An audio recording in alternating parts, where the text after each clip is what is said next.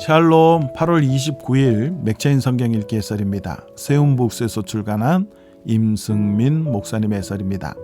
사무엘상 21장과 22장은 사울에게서 도망다니는 다윗의 이야기죠. 다윗은 본격적인 도망자 신사가 됩니다.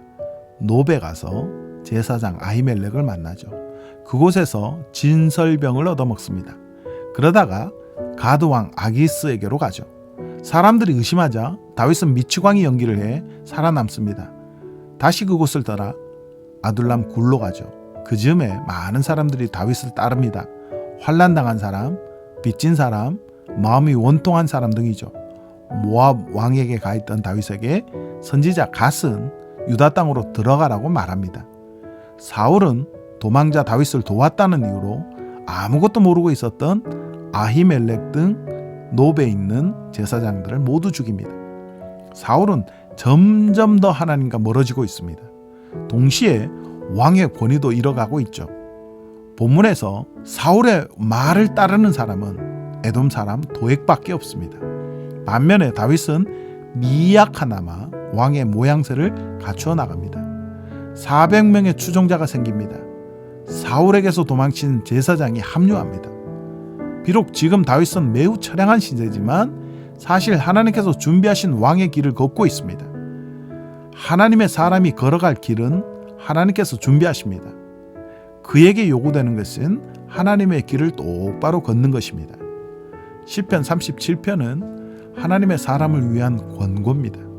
다윗은 하나님의 사람이 어떻게 살아야 하는지를 말하죠. 악을 행하는 자들 때문에 불평하지 말아야 합니다.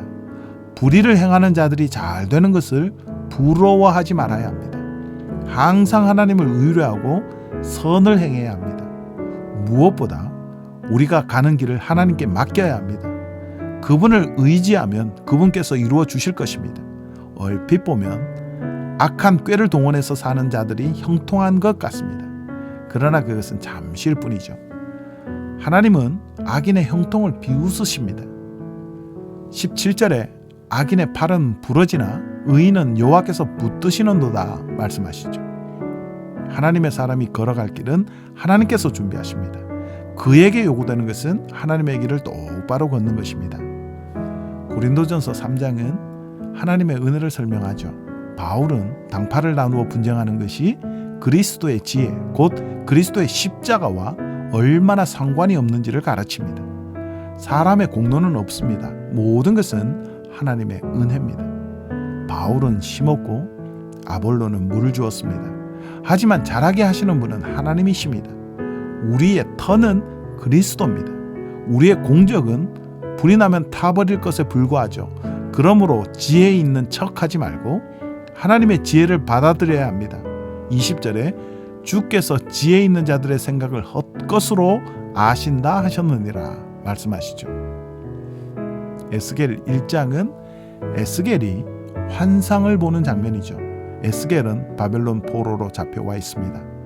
그가 환상을 본 장소는 갈대아 땅 그발 강가죠. 그곳에서 에스겔은 네 생물의 형상을 봅니다. 네 생물이 네 얼굴을 가졌죠. 사람, 사자, 소, 독수리 등이죠. 각 피조물의 대표를 상징합니다. 사람은 모든 피조물의 대표입니다. 사자는 맹수의 대표죠. 소는 가축의 대표입니다. 독수리는 새의 대표입니다. 네 생물은 각각 4개의 얼굴을 가지고 있었고 4개의 날개를 가지고 있었습니다. 또한 네 생물을 떠받치는 바퀴가 하나씩 있었습니다.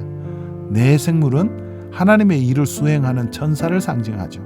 사방을 볼 수 있고 사방을 갈 수 있으며 사방으로 움직일 수 있습니다. 온 세상 만물을 감찰하실 뿐만 아니라 간섭하심을 뜻하죠. 그 위에 궁창이 열리고 보좌에 앉으시니가 나타납니다. 에스겔이 엎드려 말씀하시는 이의 음성을 듣습니다. 본문에 등장하는 생물과 하나님은 우리의 상상으로 온전히 그릴 수 없는 존재죠. 하나님은 사람의 이해와 상상을 초월해 계십니다. 감히 그분의 형상을 그리려 하지 말고 오직 그가 하시는 말씀에 귀를 기울여야 합니다.